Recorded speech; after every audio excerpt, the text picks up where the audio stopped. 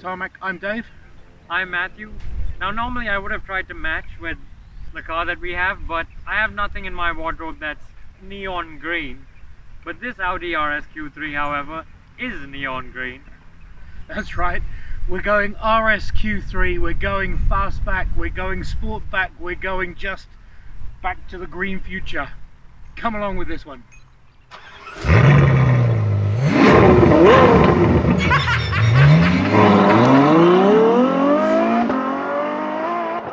So dressed in Kyalami Green, which is a colour that, I mean, really only Kermit would love. Well, actually, or anybody that happens to like bulls, perchance. This RS Q3 is a compact, high-performance SUV, and it really does look the part and goes the part. Let's take a closer look. The nose embraces Audi's Quattro roots. Look at this. Hard not to miss, really. And also the single-frame grille. This one in particular has gone for the blackened out four rings. I think it's a few grand for an extra option, but not bad anyway. RS bumpers. Plenty of airflow through to both sides from here and around here. Nice lower scoop, and plenty of air coming through here as well. And also LED headlights and DRLs. Down the side, the wheel arches have been flared by 10 mils either side, so just gives that extra bit of, I don't know, masculinity, I guess. 21-inch feet. I really like these wheels, they're really nice. Continental Sports on the rubber. Really strong shoulder line, runs all the way down, and obviously flared down the end for the wheel arches there. Nice pronounced sills. This one comes with a sunroof as well, and there's also some privacy glass, so you know, you want to keep those valuables out of sight in the back, you can just about do that. Around the rear, roofline spoiler, LED tail lights, the all-important RS Q3 badge, or the all-important RS badge.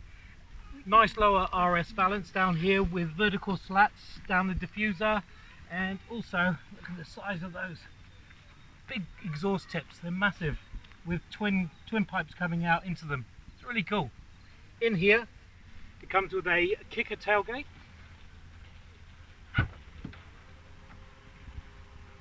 Which gives you access to 530 litres of actually quite substantial boot space here, that once you drop the seats down will go up to 1525. So Matthew will tell you what you can use that for later, but plenty.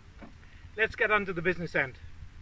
A 5-cylinder 2.5 litre turbocharged engine. It gives you 294 kilowatts, which is 400 PS, and also 480 newton meters of torque. That's plenty. It's actually a good looking engine. Look at this nice red top, RS badging. 0 to 100 comes in at 4.5 seconds, which is very good. Not so good is the fuel economy, almost 9 litres per 100 kilometers, which is, you know, not fabulous, but we're on about performance rather than that. Speaking of performance, let's go inside. Matthew, our underperformer, will show you around in there. I wonder what Dave was saying about high performance. I could probably beat him in a running race. Speaking of high performance, they have used Alcantara in here and some carbon fiber as well. The kind of stuff that you will find in a relative with a bull logo on the front. Apart from that, the dashboard does have a really good use of Alcantara over the top, and the way it breaks up the plastic makes it look really sort of upmarket actually. Across the top of the dashboard you do have soft plastics, but I'm afraid I am quite disappointed with what's below the carbon fiber in this cabin, and frankly very disappointed actually, because you hear that? That's not a soft plastic sound. That is in fact scratchy plastics, and there is an abundance of it in here. Apart from that, that is a disappointment, but what's not a disappointment is these RS Sports seats. Now they are leather, of course, and the shape on it is actually a rhombus or hexagon or something like that. I'm not a trigonometrist, but it's the same shape that's the grille on the front, and all the little icons in the grille, same shape again. I do like that continuing theme. In the middle here, you do actually get some sort of thoughtfulness from Audi for the driver and the passenger. So firstly, there's space for your phone over there with wireless charging. You also get not one but two USB chargers. But here's the trick. One's a USB-C and one's the old style USB-A. That's some pretty neat thinking. In the middle here you get space for two coffee cups and, if you want, another phone which actually fits the Galaxy Note 10 Plus, one of the largest phones that you can have. You also get a little slot here for your RS key and of course another cigarette lighter charger and some more storage space under the central armrest there. Firstly, you have this Audi RS sports steering wheel. Feels nice and grippy and has got some perforated leather and some nice thumb grips to give you that optimum sort of positioning for when you're out and about on the track and doing some sporty driving. You also get two very prominent paddle shifts just behind there, tipped with aluminium but also a little bit of piano black plastic right there.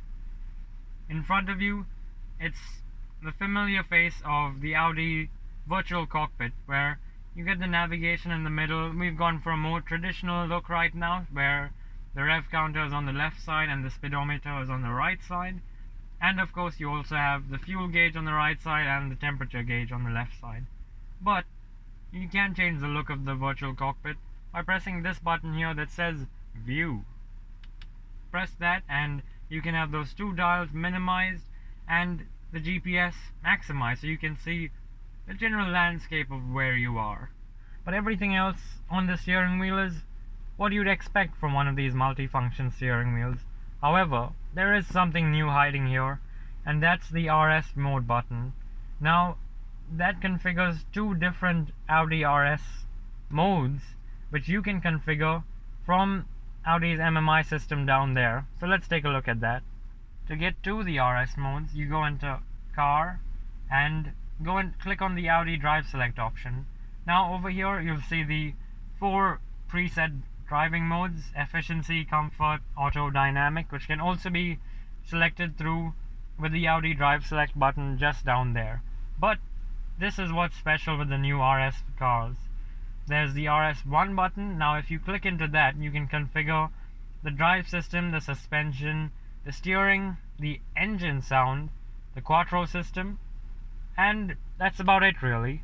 So what's the difference between RS1 and RS2? Well, if you click into RS2 you'll find that it's exactly the same, but it all depends on how you configure it. That's the unique part about it. You can have both of them exactly the same if you wanted to, but where's the fun in that? Audi's MMI system is of course very familiar and easy to use, and in this particular car you don't actually have to click on the icons to go into them. You can simply just touch them and you go into them. The navigation especially is quite cool. As you can see, there's a Google logo there, and it's not because the Google headquarters are in the bush over there. It's because this traffic system actually has Google's live traffic alerts. And for the navigation, you can either use voice activation to search, or you can actually draw in the letters. So let's say we want to go somewhere nice. How about Rotorua? R O T. And there we go. There's Rotorua. Now I've set the GPS to Rotorua, but before we go on a long drive, let's see what life's like for the people in the back. So I guess the elephant in the room as far as this car is concerned is the Sportback roofline. How does that fare? Well, it's alright actually. I'm nearly 6 foot. But the thing is that this car was built by Germans, and I doubt that you'd get a sizable German in here. I don't have that much space above me. However, in front of me, this seat is pushed as far back as it can go and as low down as it can go. But I've still got a little bit of knee room there, and foot room is actually very good. I have also a nice sized door bin over here, and a little hidden storage cubby down there where you could probably pack some treats that you want to hide from your friends on a road trip. You also get two cup holders in the middle here, and that's convenient because you won't get much more than two adults in the back here. Maybe the old standard half a child. But anyway, this is an RS car, So what's more important rather than the space in the back is how it drives and how it sounds. So let's take a look at that now.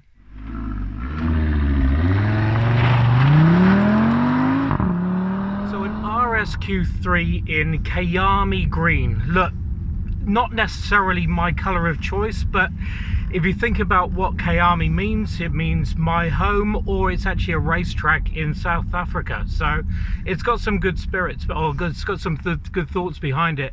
And also, it has been known to be or be seen on some other high-performance SUV. So it comes with credentials. I, on the other hand, love the color. I mean, the green just stands out really well, and especially brings out that sloping roof, which is of course the Sportback. It just brings out all those lines really well, and I think only a special color like this bright green, even though it might be an eyesore to some like Dave, I think it just does the job right. I actually agree. I think it suits this car really well. I think any bright colour really does suit that RS badging. So personally, wouldn't necessarily go for it, but I think it really suits the vehicle. Another thing that I love about the vehicle is of course the RS badging. It's very much present in this car because you have that cracker 5-cylinder 2.5 litre turbo engine, but you also get the trimmings on the inside, the RS badging, the RS seats, those rhombus shapes, you know, the carbon fiber, the Alcantara, it's all there. It is, and it does really elevate the car from a normal, I don't know, city dwelling vehicle to a vehicle that you probably would want to try to take on the track. And honestly, I think it would probably handle the track okay. It's, you know, that 0 to 100 speed is good. The handling when you put it into dynamic or RS modes, when you configure it to whatever you like, is really good. The steering is very responsive.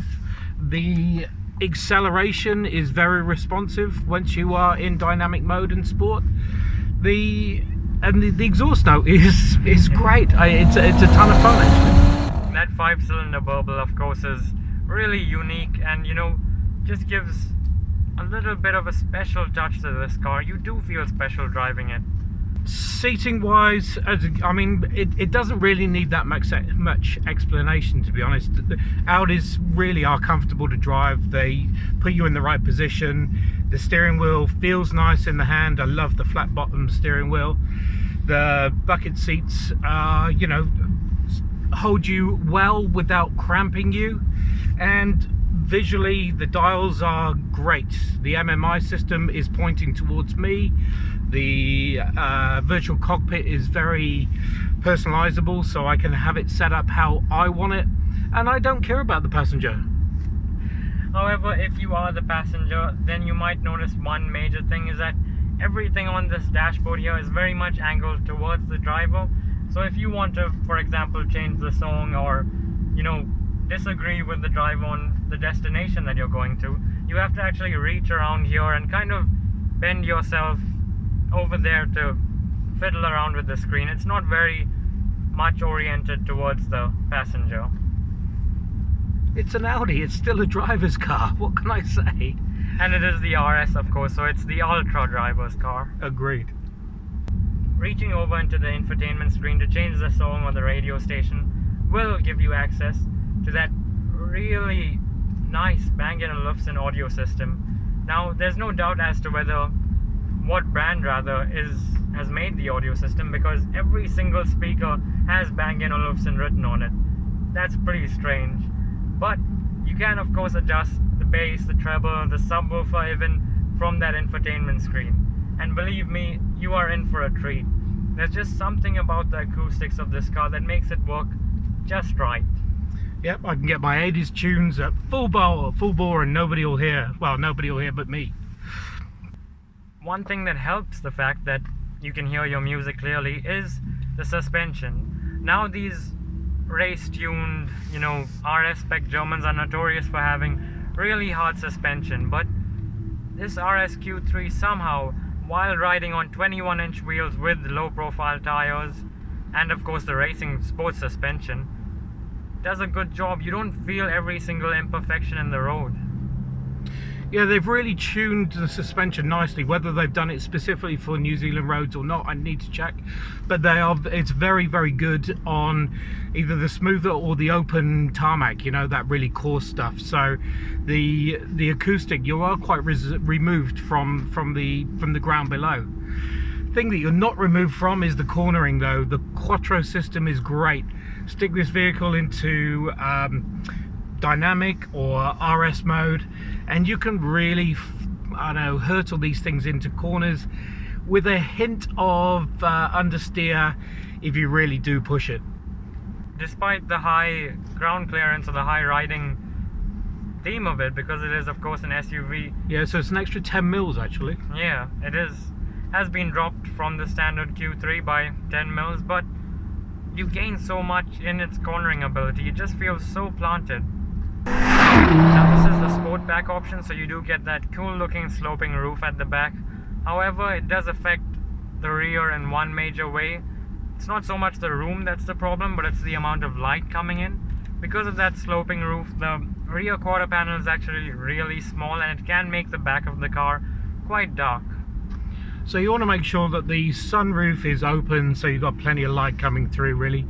It would help avoid any car sickness from, I almost said seasickness, you don't want to do that, but any car sickness from when you're really throwing the car around. But in all honesty, make the wife and kids go somewhere else and then have some fun. While you may not want to be in the back of the car while the driver is flinging it around corners, it still is fun to be in the front over here and experiencing that RS power. Because let's be honest, who wouldn't want to be in a bright green RS car?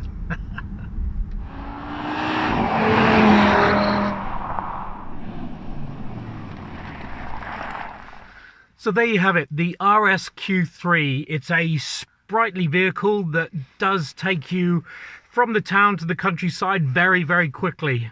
It's plenty of fun and actually not bad room-wise either. And of course, it feels even more special with this neon green paint on it. You and that neon grey. Ugh. Thanks for watching. Make sure you subscribe and hit that bell icon. And when you finish watching, make sure you watch that road. See you next time.